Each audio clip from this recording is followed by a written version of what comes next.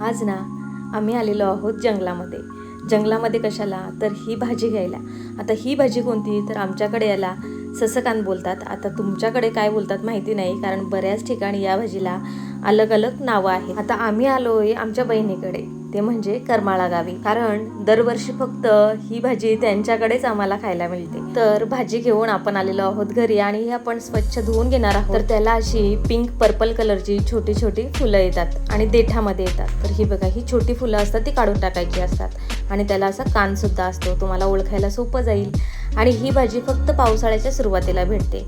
तर चला, आईकडून आज भाजी करून घेणार आहोत. त्याच्यासाठी आपण कांदा, लसूण, मिरची आणि कढीपत्ता घेतलेला आहे. तेलावर तो टाकून परतून घ्यायचा आहे छानपैकी आणि मग त्यावर मीठ टाकून ही भाजी आपण टाकणार आहोत आणि थोडा वेळ शिजवणार आहोत. चला तर मग असेच नवीन व्हिडिओ बघण्यासाठी आपल्या चॅनेलला नक्की सबस्क्राईब करून घ्या. चला तर खात राहा, स्वस्त राहा आणि मस्त राहा. बाय.